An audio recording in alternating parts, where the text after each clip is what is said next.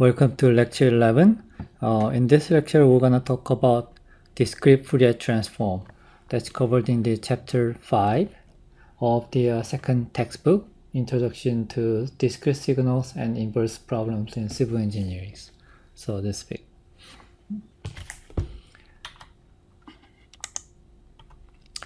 So we've seen the signal decomposition with the impulse signals here and sinusoidal signals.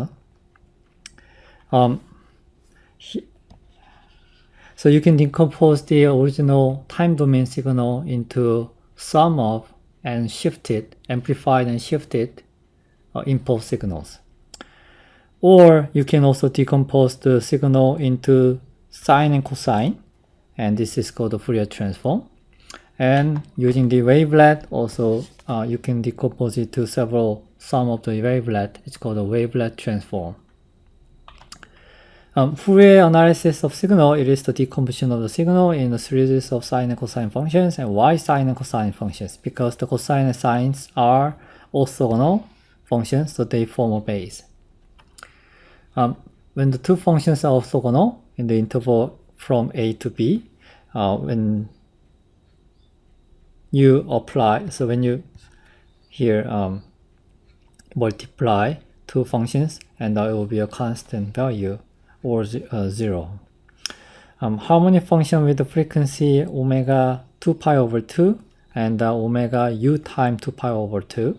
When it's the same function, sine and sine, and when u is 1, it's just the period or half of the period, and u is not 1, and it's 0, and cosine is the same.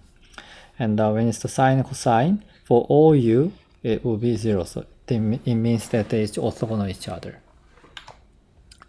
So orthogonality of harmonics, the cosine and sine, indicate that these functions form a base in the interval from 0 to t, the period of the signal. Then a periodic function ft with the period t can be expressed as linear combination of the harmonics with frequencies that are multiples of 2 pi over t. Because they are not interacting each other. So the ft, the periodic function, or the signal that we can say, this could be the signal, can be expressed as the sum of, from the u minus infinity to the positive infinity, a times cosine u 2 pi over t, small t, and plus b u sine u sine of u times 2 pi over t and small t. And here t is the period, and t is the time. So actually 2 pi over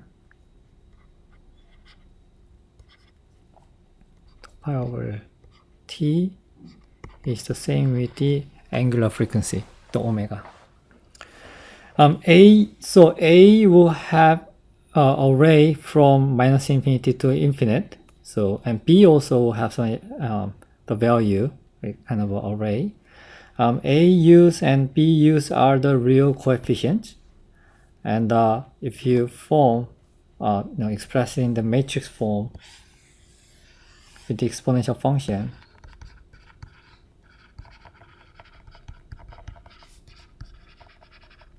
using the Euler's identity, it can be expressed like this. So xu, here the x are the complex coefficient, and the e and j, e to the j, u 2 pi over capital T and small t. And xu actually is function of here the au and the bu. So let's look at the detail, like fundamental concept of the Fourier analysis. And let's say that we have the signal that composed of 6 points, x0, x1, 2, 3, 4, 5. And then you can fit this function, fit this signal, the data points, perfectly with the 6th degree of polynomial equation. So a plus bt plus ct squared plus dt cubed and e to the quadruple plus f to the t to the 5. And so these x0, x1, x2, x3, x4, x5 is the time domain, the amplitude. And when you convert the polynomial space, it's going to be A, B, C, D, E, F, another the 6 parameters. And so if you can keep the number of parameters, if we can keeping the coefficient or the number of coefficient constant,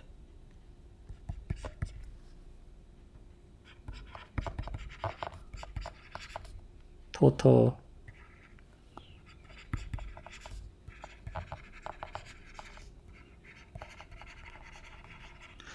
sample number or the total data points. I said if your data point is 1000, then if you have 1000 coefficients, then we can perfectly fit with the almost like with any other functions. So that's what we are doing with the cosine and sine. Actually, we have more coefficient A and B. So this can be expressed into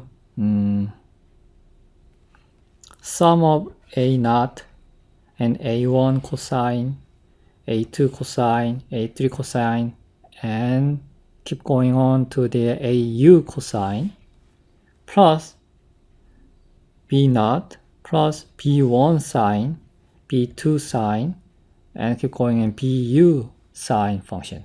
And here you can see that inside this parenthesis is 2 pi I over n, and that's actually omega ti. And as you go, so this is kind of a expansion of the series, the Fourier series. So as you expand the Fourier series, you're increasing the number u. So here it was 1 time 2 pi I n, and here 2 times 2 pi I n with the A2 coefficient. When it's the A3 is a 2 pi I over n times 3. And when the coefficient is AU, which is the youth term, right? So 7th term, 8th term, and youth term, cosine 2 pi over n, 2 pi I over n times u. And we can add the sine function because they're orthogonal, so it doesn't affect the cosine. So then b1 to the bu, and also the inside is 2 pi I n times u. So it's increasing from 1 to 2, 3, 4, 5 to the u. And actually b naught is the offset value, which is kind of a DC, and the a naught is also the offset. So we can just combine together, and we can use just a naught, just to simplify. So then this form of the Fourier expansion can be expressed mathematically with the summation symbol here, like this. So then the coefficient A naught, B naught, A1, B1, A2, B2, A3, B3, AU, BU here can be expressed as an array as XU or X. Okay, so then the real value X, so X will be what? A plus JB, right? So the real value will be A, that corresponds to the coefficient to the cosine.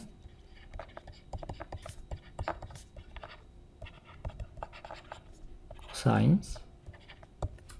And these of sine functions.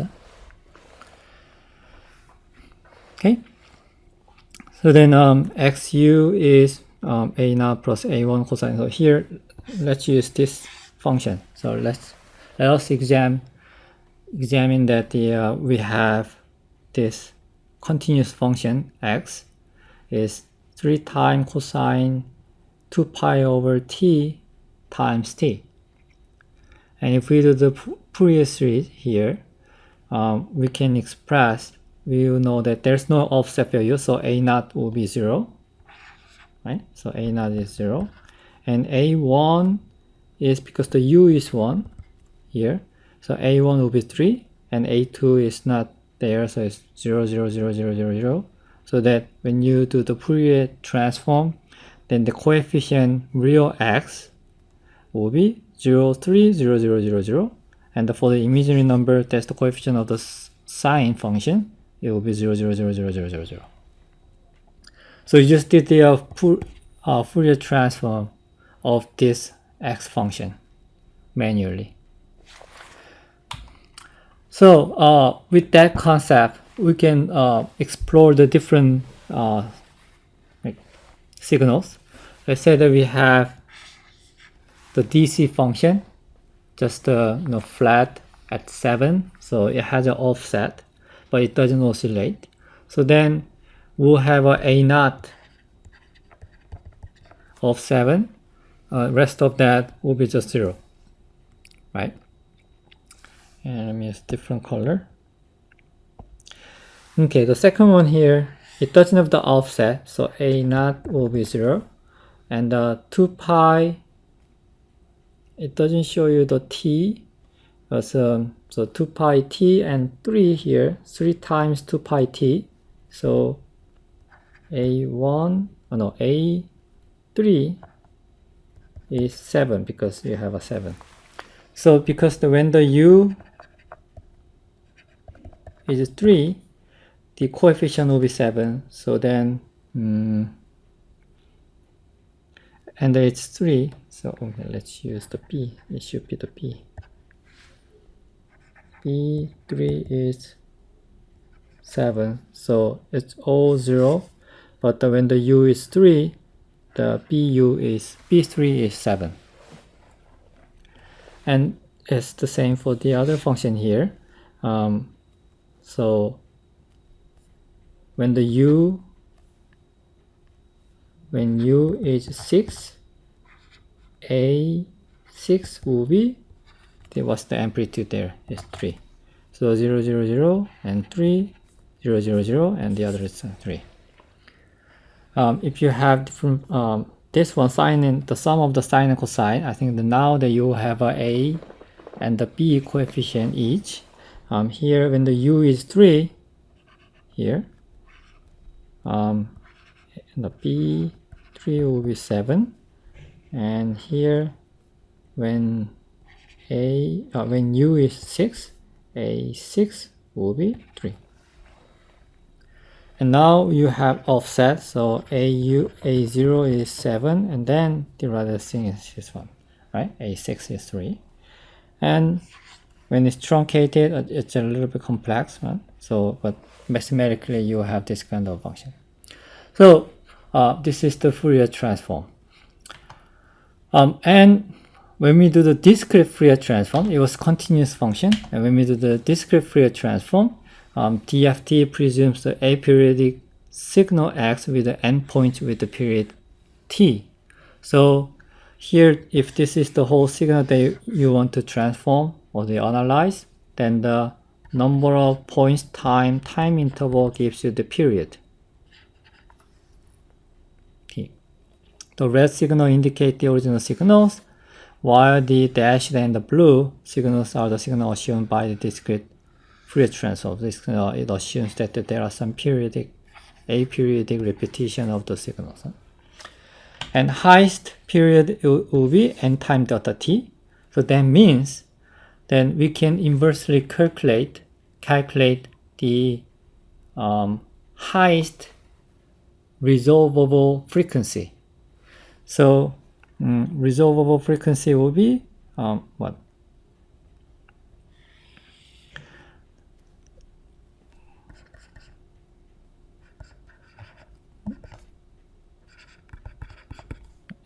Should be n, Nyquist when you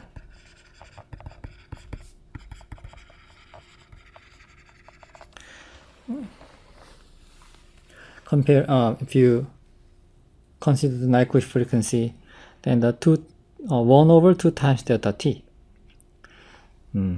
So it means that if the delta t is 1 second, so you're taking the measurement every second, then the f max will be, the maximum frequency will be 2 times delta t 1, so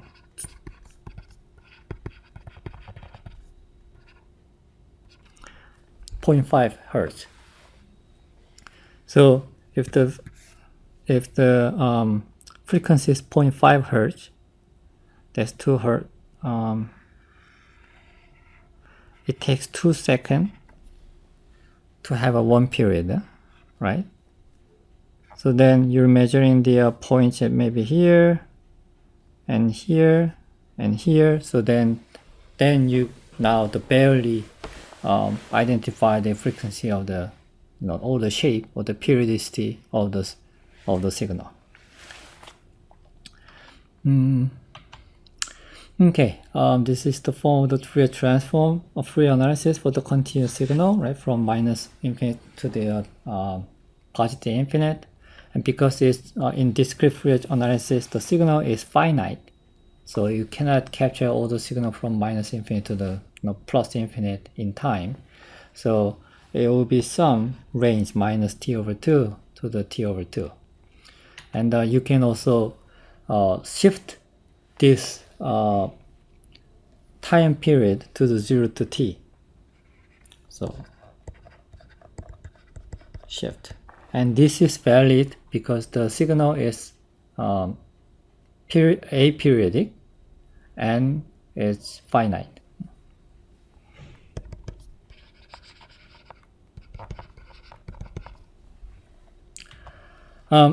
Okay, how do we determine the Fourier coefficient?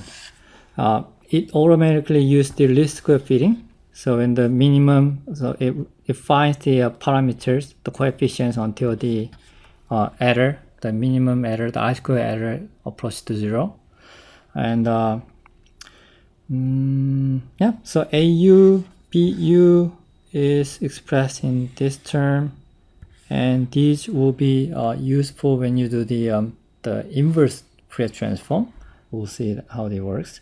And the amplitude is AU squared plus BU squared, BU squared and the square root of them. And here U is the frequency index and I is the time index. And phase angle is BU over AU, and that's a arctangent of them. And useful relation among time, frequency, and period. The period is n times delta t, and I think we know other than that. And omega is 2 pi f, and blah blah blah. Change 1 exponential. So here the continuous, this equation can be expressed in terms of the exponential function, and we can discretize. So t is I times delta t now, and the period t is n times delta t. So then it becomes this, right? And we can also apply the Nyquist criterion. So minus n over 2 to the n over 2 minus 1. So it's basically the same with the t. Okay. From minus half of t to the positive half of t. And shift the summation time. So this will be shifted to 0. So then this is the final exponential form for the Fourier transform, discrete Fourier transform. So DFT. Okay, and so when you do the discrete Fourier transform, DFT, you're converting the time domain signal into frequency domain. And if you have a frequency response, also you can synthesize the time domain signal. It's inverse discrete Fourier transform. Here. And equation is very similar right? But because of the summation, you have a 1 over n term here. Okay. Other than that, it's the same. And static component x naught is the summation of xi, and the amplitude is as you think, and the phase angle also imaginary over real arctangent, and the Parseval's identity means that the energy in this okay, when you have a time domain signal like this is the time, all the energy is in here,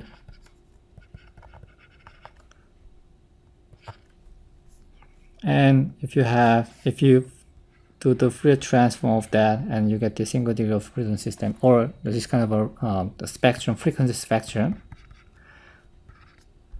So then here energy over df is the same.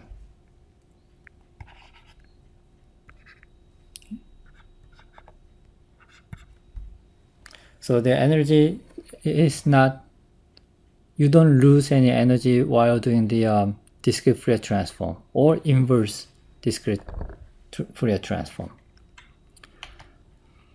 Okay, this is an interesting example. So like a Taylor series, when you do the Taylor expansion, you can approximate the solution and with the like first order of degree or the second order of degree and third order of degree, right? So it's like that. We can have expansion, the u term from 0 to certain value. Here, if the u is just 1, it's just a flat line. So we want to recreate this original signal with the sine and cosine function.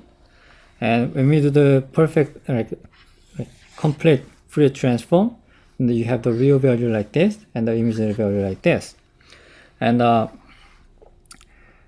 from this, if you synthesize doing the IDFT, the time domain signal again, so this is the frequency, and here the time domain in time. And if you take the only xu, x naught, and you get this one. If you take the x naught, x1, x2, and x3, 4 items, you are synthesized or the recovered time domain signal shaped like this. And the 8 terms like this. And if you have x naught to x63, then you have a perfect recovery because the number of points are 64. Okay.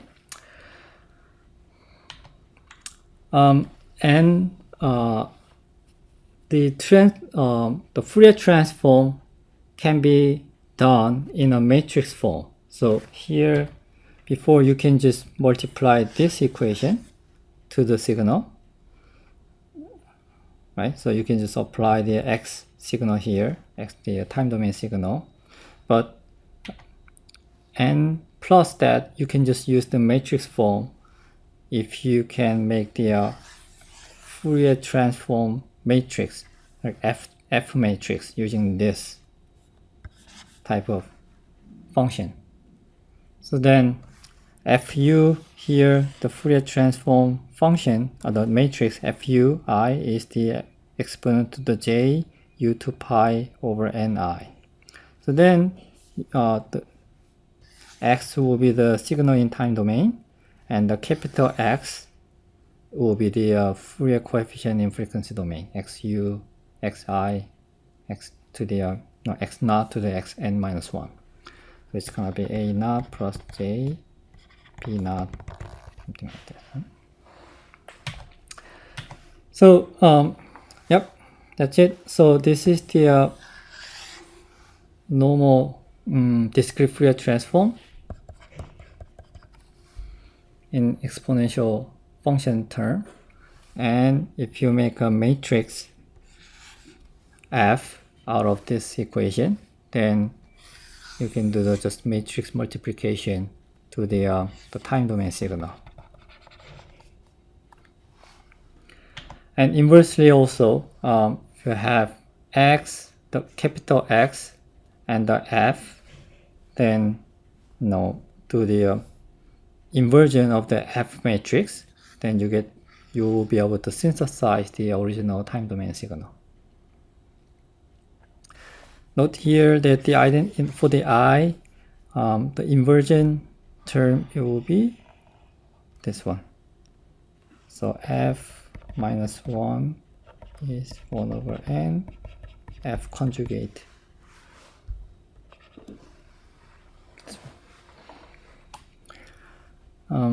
This is the same thing that I'm talking.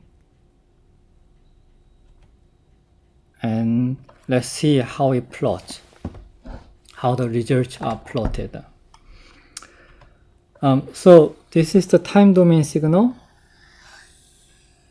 the acquired signal from accelerometer or some sensors. And when you do the Fourier transform, and when you plot the autospectral density, and when we say the autospectral density, we say that this one, so power of the XU versus frequency.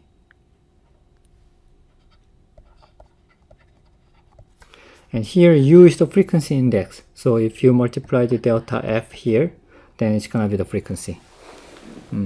And delta F is delta T 1 over delta T in general. So because it's clear sinusoidal function, you can see a peak here and the resonance frequency and the bell-shaped curve like this. And the real term of the XU will be the AU term, right? And the imaginary term will be BU term, right? So we'll see. This is how it looks like, and this one. The amplitude of that is just the square root of this autospectral density, so absolute value.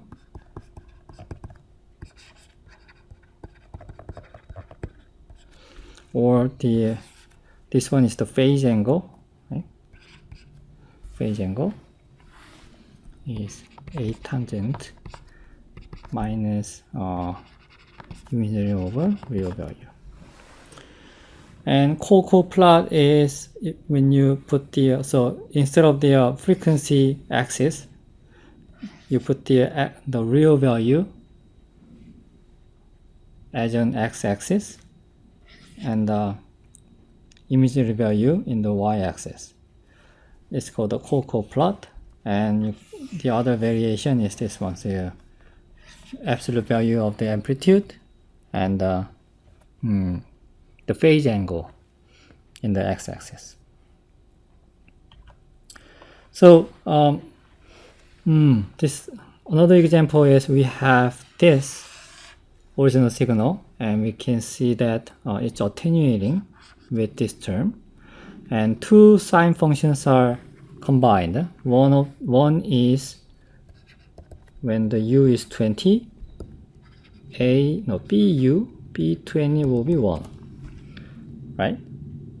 And when u is 50, and B50 will be 1 over 50, right? So two functions there's no cosine term. And then if we do the Fourier transform of this function, then XU X20 will be what? JB20, X50 will be JB50. Could be plus something there, alpha. And in the autospectral density, you can see that there's some peak, right? And the other one is here, okay? Very small one, because the amplitude is right here is the 1, and here is 1 over 50. So it's like 50 times different, and because it's squared, so now the difference is what? 50 times 50. So 2500 times different, the amplitude will be. And if you plot it in log scale for the y-axis only, then you can see that this value is around 10 and this value is around what, 900, 1000, more than 1000, right? So it's less than 10 and more than 1000. So this difference makes sense. And the real value, okay. One thing that we should know is that this peak is appeared at u of 20. So this one here, u of 20, and the other peak is appeared at the u of 50, right? So here when you plot it, the amplitude only, you have at u of 50 you have some value b 60 and here b 20. And this affects the imaginary value and the real value too. Actually, the imaginary value will be more related to this amplitude because the functions are originally all sine function based on the sine. But the reason that you have some value in the real is because of this exponential function. So to fit the exponential decay, I think the Fourier transform will use some cosine function to don't lose any information. So please review the chapters 4 to 6 in the textbook. And thank you for listening. That's the end of lecture 11.